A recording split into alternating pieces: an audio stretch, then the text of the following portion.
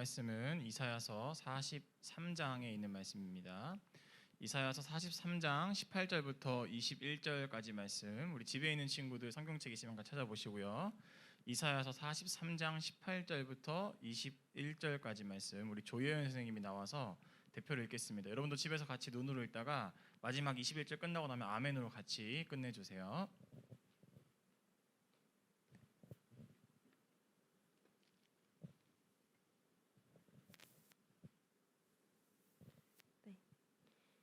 너희는 이전 일을 기억하지 말며 옛날 일을 생각하지 말라. 보라, 내가 새 일을 행하리니 이제 나타낼 것이라. 너희가 그것을 알지 못하겠느냐?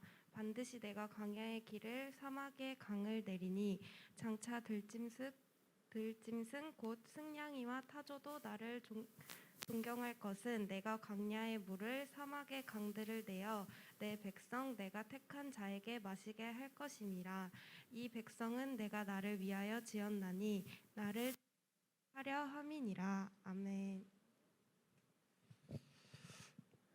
네, 임마누엘 하나님이, 자, 한 번 더요. 임마누엘 하나님이, 네, 이게 우리 확실히 선생님들이 기도해주고 선생님들이 성경을 읽어주니까 목사님이 약간 긴장을 안 하게 되네요.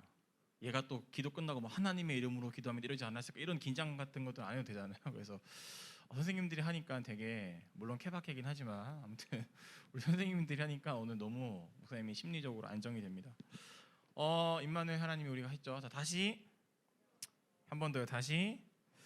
네, 목사님 지금 인원 세어보니까 한 48명 정도가 예배 드리는 것 같은데 제일 최저로 떨어진 게 33명까지 떨어지더라고요. 찬양 부르고 그러다가 지금 44까지 또 올라왔어요. 그래서 여러분들 이렇게 중간에 왔다 갔다 하고 싶은 욕망들이 있겠지만 어쨌든 우리 예배 드리는 1시간만큼은 이렇게 휴대폰 탁 놔두고 거치대에 딱 올려놓고 다른 것들 안 하고 좀 집중하는 시간이 됐으면 좋겠습니다. 오늘 우리 설교 제목 한번 보여주실래요? 설교 제목은 하나님은 오늘도예요. 우리 이제는 온라인이 좀 중심이기 때문에, 자, 우리 온라인 친구들 다 44명 연체 예배 드리고 있는데, 자, 하나님은 오늘도 다 쳐주세요. 자, 하나님은 오늘도. 그럼 이제 또 뒤에 또 머릿속에 하나님은 오늘도 뭐 한다는 거지? 하나님은 오늘도 밥을 주신다, 학원을 간다. 자, 하나님은 오늘도. 다니엘. 이게 약간 자, 하영이 2학년 8반 25번 이하영 학생. 자, 예진이 하나님은 오늘도. 이게 또 분명히 오타 나는 친구 분명히 있다. 하나님은 오늘 이런 거거든. 김초훈, 하나님은 오늘도 점점점. 하나님은 오늘도. 용아, 하나님은 아직 오타가 없네. 강준이, 카일이 성현이죠. 성민이, 은서. 자, 하나님은 오늘도. 은우. 자, 여러분 빨리 추측 쳐주세요. 목사님 확인 안 할 것 같죠? 네, 확인 안 할 거예요. 근데 아무튼 추측 쳐주세요. 자, 오늘 설교 제목 하나님은 오늘도입니다. 우리가 오늘 드림 선생님이 기도해줬고 예은 선생님이 읽어줬는데 사회적 거리두기 4단계라는 첫 번째 한 주를 맞이했잖아요. 여러분들은 아마 되게 좋아했던 것 같아요. 왜냐하면 학교 안 가니까 일단 좋고 학원 가니까 좋고, 그러니까 학원 간다는 게 좋다는 게 보통 학원을 친한 친구랑 같이 다니기 때문에 그 친한 친구랑 학원 왔다 갔다 하면서 게임도 하고 먹을 것도 먹고 학원에서 놀기도 놀아요. 그러니까 학원 가면서 공부도 하긴 하지만 사실은 여러분들은 학원 가는 그 왔다 갔다 하는 사이에 나름 스트레스를 풀고 있더라고요. 그러면서 학교는 안 가. 너무 좋아해요. 목사님도 아윤이가 어린이집을 안 가서 24시간 내내 붙어있는, 아내가 고생이긴 하지만 그런 부분을 제외하고는 어차피 목사님은 저녁 시간에 누구를 만나질 않습니다. 4인 이하든 2인 이하든 어차피 만나질 않기 때문에 큰 타격이 없어요.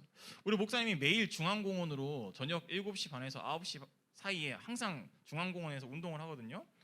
오히려 좋아요. 여기 위브 육교 지나가지고 이리아 지나가지고 그 롯백 뒤에 거기 노상에 얼마나 많은 사람들이 담배 피면 술 먹으면서 막 하고 있었습니까?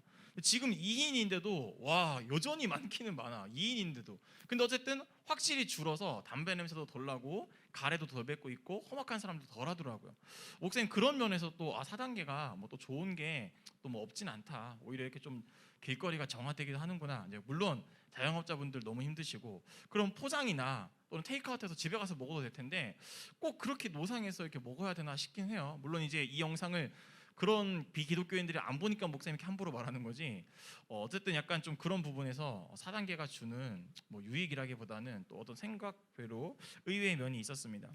오늘은 우리가 이사야 선지자라는 사람의 이야기를 할 건데, 선지자라는 사람, 이제 여러분들 엘림교회 중고등부 정도면은 아직 이 정도 모를 수 있어요. 자, 당연히 알아야겠지만 선지자가 누구냐면, 이제 알죠? 하나님이 인간에게 하고 싶은 이야기를 직접 하지 않고 중간, 부동산 중개업자처럼 중간에 거쳐서 대신 이야기를 전해주는 사람이 선지자들, 예언자들이라고 하는 거예요. 근데 그 선지자라는 직업을 가지고 있던 사람 중 한 명, 목회자인 목사 문병학이듯이 선지사 이사야였어요. 이사야라는 사람은 선지자라는 사람이었습니다. 그런 사명이 있었어요. 자, 그런데 하나님이 왜 선지자나 예언자라는 중간 단계를 통해서 인간들에게 이야기를 했냐? 우쭈쭈 잘했어. 우리 휘성이 오늘 일랭 너무 잘 쳤어. 하경이 인도 너무 잘했어. 칭찬해 주려고 부르지 않습니다. 벌할 때 불러요. 오서준, 너 지난번에 왜 일본처럼 태국 옷 입고 왔어? 교복 안 입고. 뭔가 혼낼 때 김현우 말 좀 하라고, 말 좀, 뭔가 이렇게 혼내거나 지적할 때 하나님이 선지자라는 사람들을 통해서 인간들에게 지적을 해요. 자, 어떤 지적이냐면 하나님의 법을 안 지켰다 이거예요. 분명히 내가 성경책에서 또는 사람들을 통해서 이렇게 살지 말고 이렇게 살라고 말했지. 이게 내 법이야. 그런데 왜 이 법을 안 지켜? 그때 하나님이 선지자를 보내요. 자, 법을 안 지키면 여러분 처벌받아야 됩니까? 용서해줘야 됩니까? 처벌받아야죠. 법은 안 지키면 처벌받습니다. 자, PPT 보여주세요. 이번에 일산 우리 마두역 앞에서 우리 저의 친구들 신상 다 떴잖아요. 이땡땡 학생이랑 이땡땡 학생이죠. 자, 또 그 여자애가 다 담배탕 물고 기절놀이. 학교에서 나 기절놀이 한다 손 들어봐. 야, 심원중에서 기절놀이 해? 그러니까 저게 장난이라는 걸 누가 믿는 거야? 이해가 안 되네. 저게 그래서 이제 그 남자의 중3짜리들이 중1짜리 남자애를 거의 숨 막힐 때까지 했다가 그 여자가 남자의 성기를 만지죠. 야, 반대로 만약 여학생 그리고 남자가 여자 성기 만지, 이거 난리 나는 일이잖아요. 이거 말도 안 되는 일들을 짓거리고 나서 미안, 장난이었다. 목사님은 인간답지 않은 인간들은 어린 애들이어도 처벌받아야 된다고 생각을 합니다. 청소년도 마찬가지예요. 자, 저 친구들이 장난이었다 그랬고 피해자가 처벌을 원치 않는다 그래요. 당연히 처벌을 원치 않겠죠. 겁날 수 있으니까. 그런데 처벌을 원치 않아도 저런 증거가 있으면 법적으로 처벌할 수 있습니다. 그러니까 아청법상 강제추행죄와 특수폭행죄가 적용이 돼요. 저기 옆에 서 있던 공범들 있죠. 다 가만히 있던 친구도 다 입건됩니다. 그래서 아마 최대 3천만 원 정도가 나올 수 있고 소년원에서 징역 2년 정도가 나올 수 있다 그래요. 목사님은 처벌받아야 된다 생각을 해요. 자, 여러분들 청소년이라 그래서 아직 미성숙하다 그래서 인간답지 않으면 처벌받아야죠. 너무 우리나라는 너무 관대한 것 같아요. 외국인들 여러분 마스크 쓰고 다니는 사람도 있지만 안 쓰고 다니는 사람 많죠. 상동 이런 데만 가봐도, 롯백 뒤쪽만 가봐도 외국인들 뭐 마스크 안 쓰고 다니기도 하고, 뭐 메모리얼 데이 해가지고 부산 해운대 가가지고 자기들끼리 막 뭐 하고, 뭐 여러분들 홍대에서 이번에 원어민 강사발 나온 것도 다 지금 델타 바이러스 번진 거잖아요. 외국인들 처벌해야 됩니까? 안 해야 됩니까? 로마에 가면 로마 법을 따라야죠. 한국에 왔으면 한국 법을 따라야 되는 거야. 법 안 지키면 강제적으로라도 처벌을 해야죠. 처벌하지 않을 거면 법이 왜 있습니까? 물론 법이 완벽하진 않아요. 그런데 기본적으로 법을 안 지키면 처벌을 해야 되는 거예요. 자, 하나님도 마찬가지입니다. 하나님이 우리에게 법을 주셨어요. 우리가 생각하는 막 경찰, 검찰 이런 느낌의 법은 아니지만 하나님이 성경 말씀을 통해서 이렇게 살아야 한다라는 법을 줬어요. 그런데 그 법을 지키지 않으니까 하나님이 어떤 조건을 내느냐면, 너희 법 잘 지키면 내가 너희한테 복 줄게. 근데 너희 이 법 안 지키잖아? 그럼 난 너희한테 벌을 줄 거야. 그러니까 여러분들이 하나님을 늘 복 주는 하나님으로만 생각해서는 안 돼요. 하나님은 여러분들에게 벌 주시는 하나님이기도 해요. 근데 우리는 너무 복 주는 하나님에 대해서 많이 생각하는 것 같아요. 자, 한번 PPT 보여줄래요? 얼마나 하나님 무서운지. 하나님이 왜 내가 니네 잘못했냐면, 너희 나를 부르지 않았어. 쉽게 말해서 너희 나한테 기도하지 않았어. 너희는 나를 괴롭게 했어. 너희 나 말고 우상들을 섬겼잖아. 다음 PPT 보세요.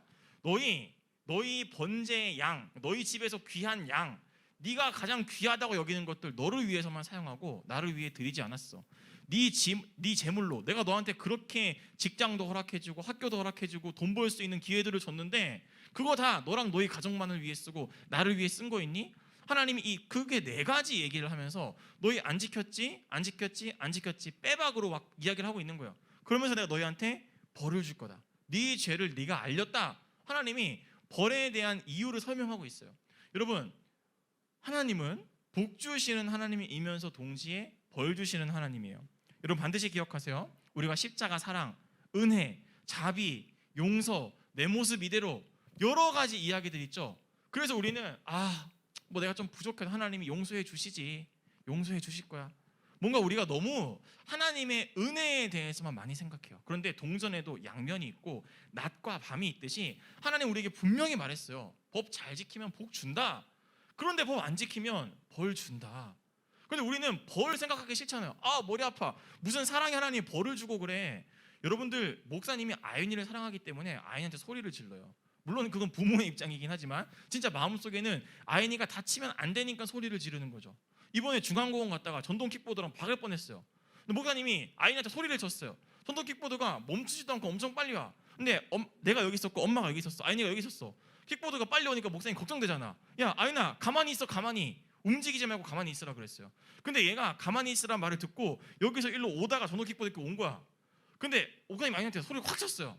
엄마도 소리 확 치고 아이니 울었죠. 지나고 나니까 전동 킥보드 그 자식을 잡았어야 됐어. 아니 이 자식은 거기서 멈추지도 않고 그 배민 메고 달리는 게 그 소리를 질렀던 이유가 뭐예요? 다칠까봐 걱정되니까. 여러분 혼내는 이유는 정말 여러분들이 싫어서 그런 게 아니라 하나님이 여러분들이 다치지 않게 여러분들을 보호하기 위해서 여러분들을 사랑해서 때로는 벌을 주기도 한다는 거예요. 자 그런데 하나님이 그렇게 벌을 주기도 하고 우리한테 무서운 하나님이라는 사실을 인지한다고 할지라도 우리가 이거를 생각하면 안 돼요. 이거를 생각해야 돼요. 여러분들을 싫어해서 그런 게 아니에요. 성경에 보면 이스라엘 사람들이 가나안이라는 땅에 가거든요. 하나님이 그 가나안에 있는 7 민족을 한 명도 빠짐없이 어떤 명령을 내려요? 다 죽여. 하나님이 부천 시민 다 죽여 이거야. 자 여러분 이 사랑이 하나님입니까? 이해가 돼요? 목사님 이해 잘 안 돼요. 아니 하나님이 이 세상을 창조했다 그러면 하나님이 사랑하는 자기 사람들 아니야? 그러면 왜 죽이지? 여러분 우리가 성경만 생각하면 이런 궁금증이 있어야 돼요. 근데 하나님이 왜 그 가나안 7 민족을 다 죽이라고 한지 알아요? 하나님이 그 사람들을 사랑하지 않은 게 아니라 죄를 그만큼 싫어한다는 거죠. 하나님은 자기를 떠나서 죄와 공존할 수 없는 분, 그 죄의 문제를 해결하고 싶어서 자기의 아들까지 대신 죽게 하는 분. 하나님은 우리 인간을 싫어하는 게 아니라 우리 인간을 좌지우지하려는 보이지 않는 저 너머의 사탄의 영역, 좀 어려운 말이지만 죄를 그만큼 싫어한다는 거예요. 하나님 그래서 죄를 짓고 살아가는 하나님의 법을 지키지 않는 사람들에게 분명히 벌을 내리신대요. 그런데 참 감사한 게 뭐냐면 하나님은 반전 매력이 있으신 분이에요. 18절 말씀 보여주세요. 우리 아까 예은쌤이 읽었죠. 18절 말씀 보면 뭐라고 말하냐면 그런데 얘들아 너희 이전 일 기억하지 말고 옛날 일을 생각하지 마라고 갑자기 이스라엘 사람들이 얘기를 해요. 다음 PPT 보여주세요. 이걸 목사님은 이렇게 읽고 싶어요. 한번 같이 읽어볼까요? 우리 현장에 있는 사람들 한번 같이 읽어보겠습니다. 시작. 하나님이 여러분들이 지은 죄, 여러분들이 잘못 살은 거, 여러분들이 하나님 부끄러워하고 교회 다니는 걸 창피하게 여겼던 것, 교회 안 다니는 척했던 것, 야, 너 왜 그렇게 살아? 너 진짜 서운한데? 서운한데? 근데 하나님이 우리한테 뭐라 그러는지 알아요? 너희의 이전 일을 기억하지 말래요. 윤수야, 네가 어떻게 살았든. 실쌤, 나 그렇게 부끄러워했지. 김희성, 너 목사 아들인데 목사 아들 아닌 척했지. 뭐 조혜연 쌤, 너 그렇게 했지. 문병학, 너 그렇게 했지. 우리가 하나님 앞에서 떳떳하지 못한 부분들이 분명히 있어요. 그런데 하나님 뭐라 그러냐면 너희의 과거 더 이상 생각하지 마. 그러니까 나는 그거 생각 안 한다는 거예요. 하나님이 그래 좀 섭섭하긴 했어. 너희가 그렇게 나를 부끄러워하고 나를 선택하지 않고 학원 간 거 솔직히 화가 났어. 진짜 어떻게 니네 그럴 수 있냐? 어떻게 니네 그럴 수 있니? 하나님도 섭섭할 수 있고 하나님도 분노할 수 있고 하나님도 마음이 안 좋았어요. 그런데 그 하나님은 그 분노를 가지고 꽁 해가지고 얼굴 표정 딱 썩어가지고 아유 씨 또는 몰라 말 안 해 이런 게 아니라 그래도 내가 너희 용서한다. 너희의 잘못된 과거 나 생각하지 않아. 너희도 그러니까 그거 기억하지 마. 하나님을 떠나려고 했던 너희의 잘못들 또는 너희가 스스로 생각했을 때 내가 친구를 괴롭혔거나 내가 도덕적이지 않았던 여러분들의 삶들, 우리의 삶들 너희 걱정하지 마. 나는 그거 잊어버렸어 라고 이야기를 하는 거죠. 자, 그러면서 19절 말씀 뭐라고 말하냐면 이렇게 말합니다. 한번 19절 말씀 같이 한번 읽어보겠습니다. 현장에서 시작. 보라 내가 새 일을 행하리니 이제 나타낼 것이라. 자, 하나님 뭐라 그러냐면 우리의 과거에 대해서 하나님 더 이상 관심 없어요. 하나님은 우리의 미래에 관심이 있어요. 우리가 잘못했고 우리가 하나님을 부끄러워했고 하나님을 모른 척했고 교회 다니는 것에 대해서 굉장히 뭔가 의미 없는 것처럼 여겼던 우리의 이전의 삶에 대해서 하나님 너희의 이전의 과오, 잘못들 부도덕했던 것들 나 다 잊었다. 난 오히려 너희한테 이제 새로운 일을 행할 거다. 그러니까 하나님은 새 출발을 우리에게 선언하는 거예요. 여러분들 혹시 청년 선생님들도 마찬가지고 우리에게 여러 가지 각자의 삶의 유혹들이 있습니다. 목사님은 남자 목사로서 34살일 때 겪는 유혹이 있어요. 하경이, 휘성이, 고2 학생들이 겪는 유혹이 있어요. 황실쌤 32살로서 학생으로서의 유혹이 있어요. 부장쌤 40몇 살이죠?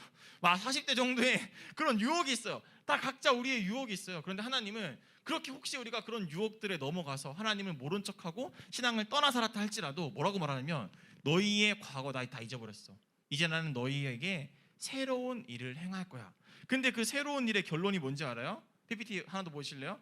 21절 말씀에 보면 나를 찬송하게 될 거야.